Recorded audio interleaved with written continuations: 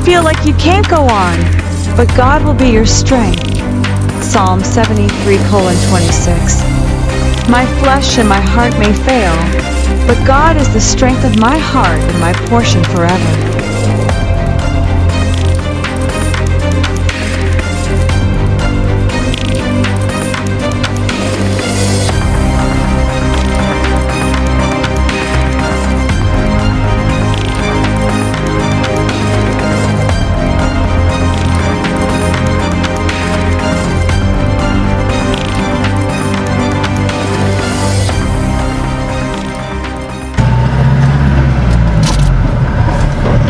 Good morning mga boss. Kumusta ang mga buhay-buhay? Kumusta ang biyahe natin? Maganda ba ang biyahe sa Lalamove? Transportify? O kung ano yung binabiyahehan nyo? Ingat lagi tayo mga idol. Ako ilang araw na akong di nakakabiyahe sa Lalamove.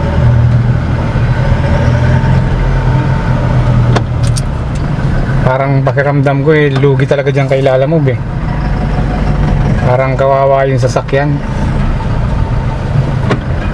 Tapos konti lang yung mauuwi mo.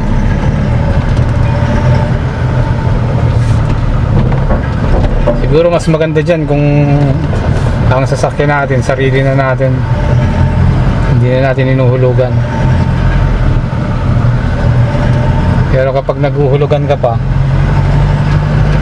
tapos malalas pag kay Lalamove, malalas pag sa mga customer.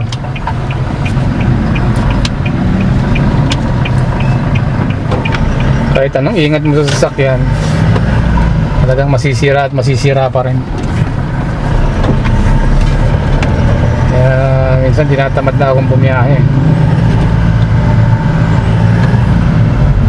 Pero pag sinipagan, mabiyahe pa rin ako. Samahan niyo ako, pipick up tayo ng mga aluminum sa Las Piñas. Tapos ihahatid ko sa Antipolo. Meron kasi kaming ginagawa din ngayon na kitchen cabinet.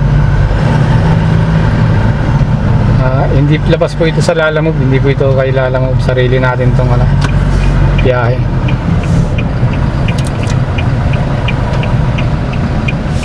Kanina nagpalalamove na kami. Pinalalamove na lang namin yung mga pangarga namin para hindi na maghintay yung mga tao. Tapos susunod na lang ako doon. Tapos try ko mamaya kung makakabiyahe tayo Antipolo, pabalik na ng Paranaque. Kung may makukuha tayong biyahe na kahit pang diesel lang. Yun lang naman yung ano natin dito, parang pang diesel lang talaga. Para makalibre lang ako ng diesel ng sa biyahe. Yun na lang.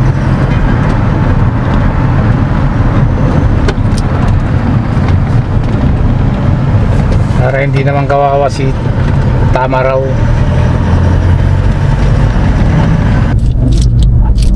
Marami naman biyahe kay Lalamove. Kaya lang talagang pag hinataw mo yung biyahe, dapat mag-reserve ko talaga ng pang maintenance. Kasi talagang siyempre brand new yung sasakyan mo. Tapos araw-araw ang takbo. Kaya dapat talagang malagaan mo sa maintenance. Kaya parang sa tingin ko na parang yung kinikita mo kay Lalamove, parang mapupunta sa maintenance, ang gasolina. Kasi hindi mo maiipon yung maintenance pag kinailangan mo na, yun, wala ka palang naitabi. Siyempre yung change oil mo, pag di ka marunong mag-change oil, magpapalabor ka pa, aabot pa ng may 5K. Paghataw biyahe mo, siyempre magpapa-change oil ka rin lagi. Hindi pwedeng hindi kasi baka mamaya bumigay naman yung makina. Tapos hindi lang change oil, siyempre marami pang ibang maintenance. Pero okay na, at least may pinagkakakita. Tapos itong darating na mga buwan, parang mabibisi na din sa ano, dami nang gagawin. Kaya parang gusto kong hanapan na lang ng babiyahe ng sasakyan na to, itong unit na to. Papabounderyan ko na lang. Pero dapat yung maingat sa sasakyan, maingat sa kalsada. Kung meron dyan, mag-comment kayo. Comment lang kayo kung sinong gustong maglabas nito para mamili tayo. Tapos pag-usapan na lang natin.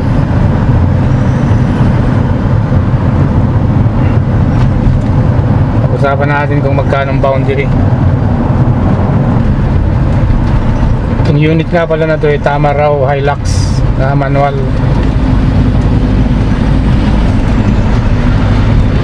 Mga gustong mag-apply,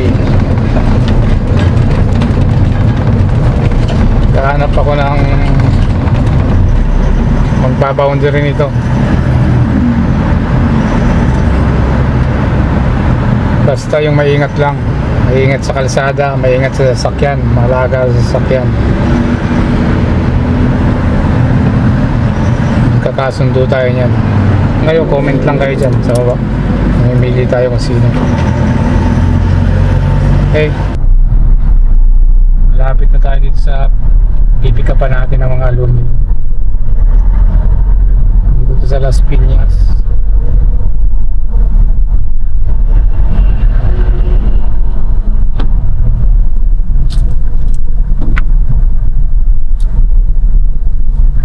Pasok tayo dyan sa iskinita yan.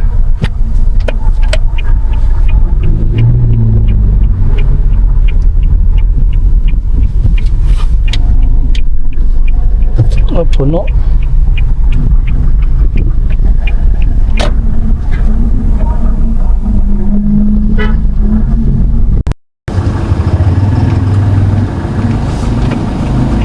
Okay, tapos na tayo mag pick up ng mga aluminum.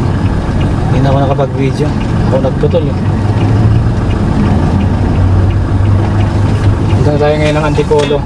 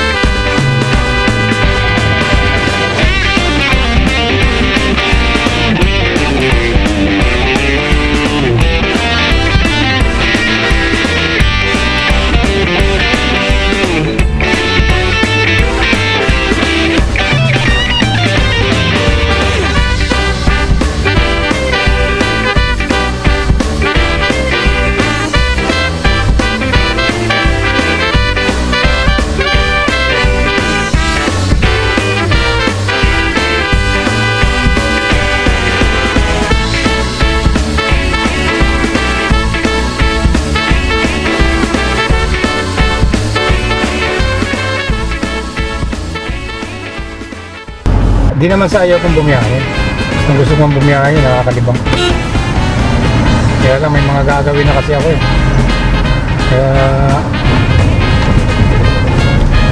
Kaya hindi ako makakabiyahe. Kaya bahala ko, ipahala ano na lang yun. Boundaryhan ko na lang. Para kahit paano, hindi tatambay sa sakyan. Pero ginagamit kasi namin sa ano doon, sa shop. Nakarga namin doon ng mga aluminum, kaya mga glass. Pero pagka wala, maganda yung binabiyahe pa rin sa lalangon. Para hindi matambay, kapounderyan ko na lang. Kaya comment dyan sa mga mag-a-apply. Basta yung ano maalaga sa sasakyan saka sa kalsada, maingat.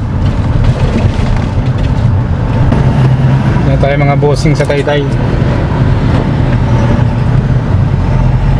Rizal.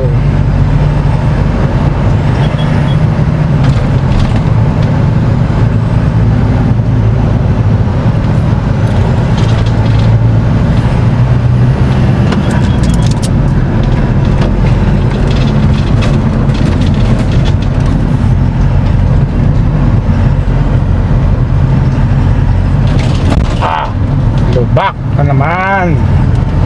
Ang daming lubak. Ayusin nyo naman yung kalsada. Yung ginagawa yung ano eh.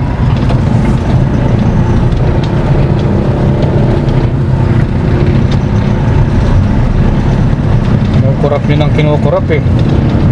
Kaya yung kalsada eh napapabayaan. Joke lang.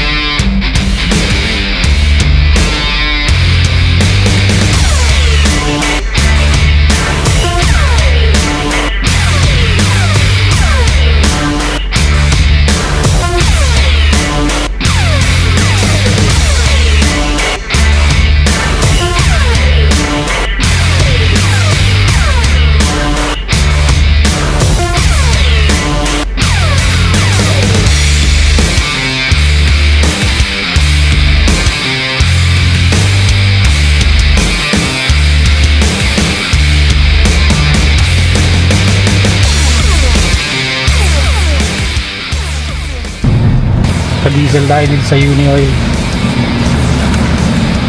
67 na lang.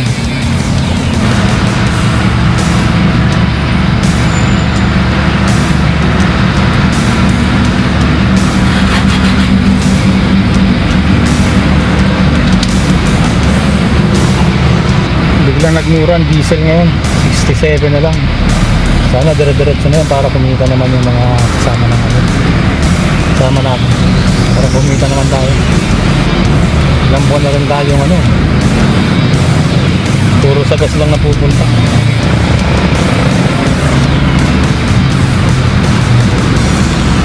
Kaya sana dire-diretso na yung pagbaba.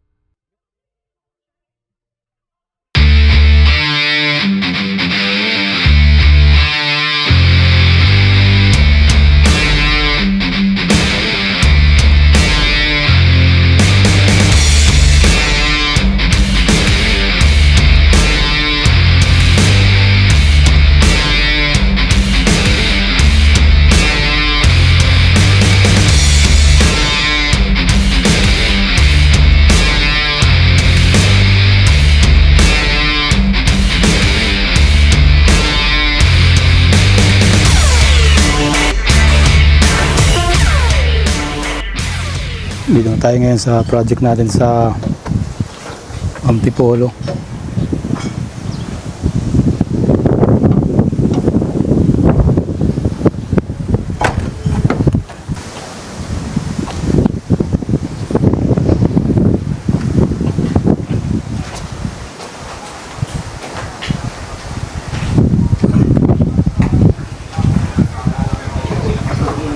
O kaya si Abay ha?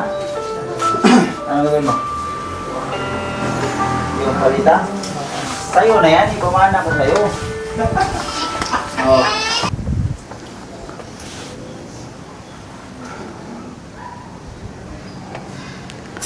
Pauwi na din tayo. Sakit ng ulo ko.